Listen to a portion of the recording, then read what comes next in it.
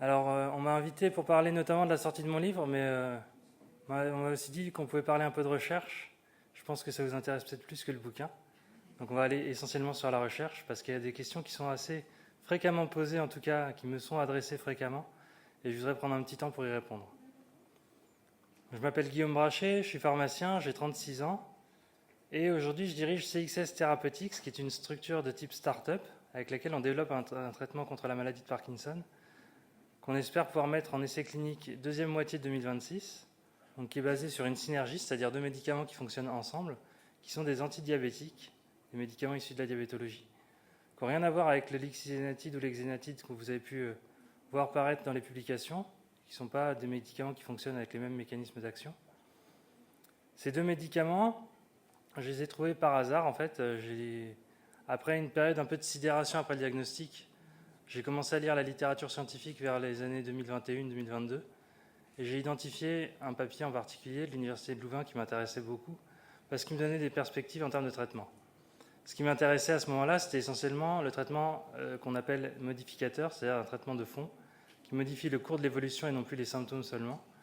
Les traitements symptomatiques, il y en a déjà pas mal qui se travaillent dessus.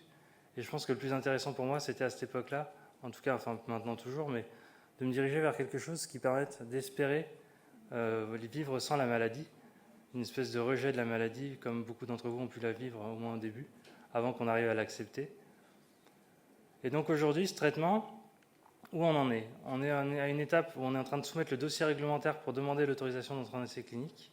Donc c'est un traitement qui est, comme il est repositionné, c'est-à-dire que les médicaments existent déjà dans la diabétologie, on a la possibilité de passer en essai clinique dit de phase 2, de recherche de doses efficaces et de preuve de concept d'efficacité chez l'homme, sans passer par la phase 1 de recherche de doses toxiques.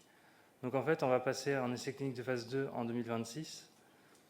Le dossier réglementaire qu'on est en train de soumettre, il comporte des résultats qu'on appelle in vitro, qui sont faits sur des cellules.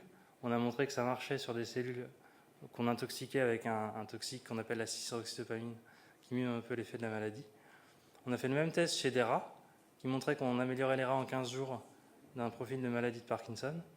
Donc il n'y a pas de tests aujourd'hui qui sont faits chez l'homme de façon structurée. C'est un médicament qui n'est qu'une phase qu'on appelle préclinique, c'est-à-dire testé avant la phase humaine. Donc aujourd'hui, c'est un médicament qui a aussi des risques d'échouer. C'est un médicament qui a peu de chances d'être toxique. En revanche, il n'a pas fait sa preuve d'efficacité chez l'homme. Et les essais cliniques seront menés vraisemblablement sur le sol français à partir de mi-2026 pour un essai clinique qui va durer un an et demi, quelque chose comme ça. Aujourd'hui, j'ai aussi beaucoup de mails qui me demandent si, comme c'est des médicaments qui existent, on peut les prendre. La réponse, c'est non. C'est des médicaments qui ne sont pas indiqués chez l'humain pour la maladie de Parkinson.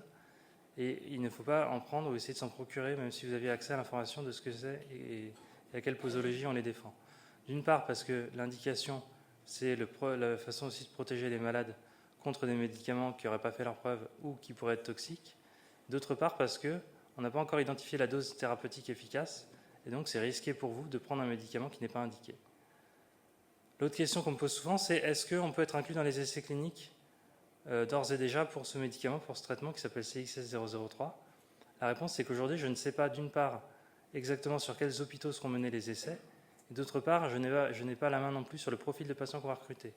L'essai clinique de phase 2, c'est un essai clinique qui va être mené sur 150 à 200 personnes environ, donc il n'y en aura pas pour 270 000 personnes dans un premier temps. Le but, c'est de le tester et voir s'il est efficace. Et le profil de patient, il n'a pas été déterminé aujourd'hui, donc je ne sais pas dire quel profil de patient sera priorisé sur cet essai clinique. C'est souvent vécu comme une injustice par les patients de se dire le profil de patient, à tous les coups, il ne va pas comprendre ma population, je suis trop avancé dans la maladie. Il faut bien comprendre que la raison d'être des essais cliniques et des profils de patients qui sont recherchés, c'est pour aller identifier rapidement, et j'insiste sur le terme rapidement, même si ce n'est pas notre fort avec les maladies de Parkinson, mais identifier rapidement une efficacité supputée chez l'homme. Ça veut dire que si on prend des malades qui sont très avancés et qui ont une maladie qui est très active et qu'on pourrait identifier quelque chose chez eux, mais au bout de 3 ans, on va passer à côté, en faisant une analyse sur un an, de l'efficacité d'un médicament qui pourrait leur être utile plus tard. Donc en fait, c'est certes vécu comme une injustice, et ça je l'entends tout à fait.